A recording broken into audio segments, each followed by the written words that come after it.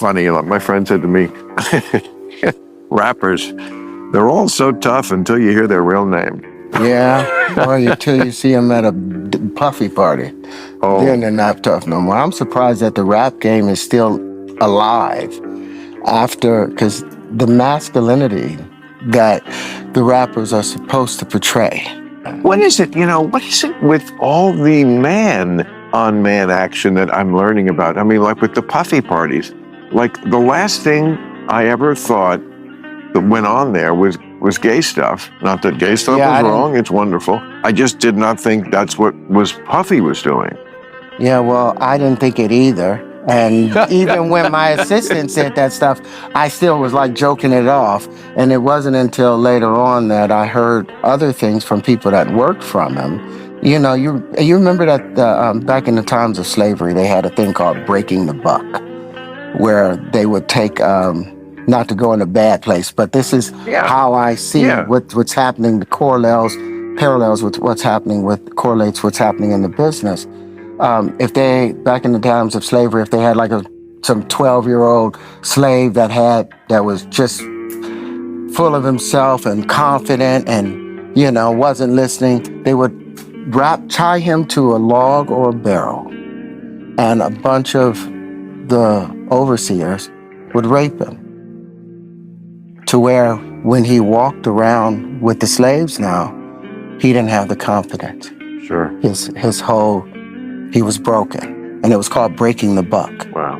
And that's still taking place. And so to hear that people in the industry are still making young rappers who have fought the worst of circumstances, being disenfranchised, being discounted, and then they finally like, I'm gonna put it into music. I'm gonna do it in the music. I'm gonna, get myself together, and they go and see someone, and they tell them, okay, yeah, you can have a deal. Perform fellatio on me, and you get your deal. That was what I heard while I was on Empire about some of the people in the business. And Petey Pablo, you remember Petey Pablo? I know who that is. Petey Pablo, talented writer, singer. Him and Young Buck wrote a song called Ho Is On. And in that song, back in about 2011 or 29 or something, because he called out all of the homosexuality taking place at those parties and those people, he was kicked out of the music business. No radio station would play his stuff. So you look for Petey Pablo, he's not around anymore. But that song, Ho It's On, they did not care. They went all in.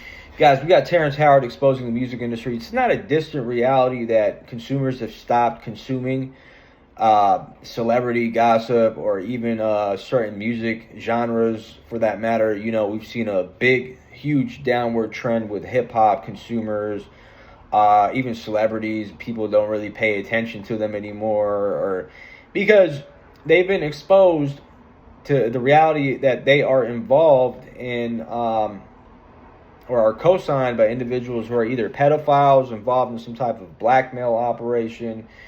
These individuals have to do something strange for a little piece of change to get on, right? So they have to do something weird.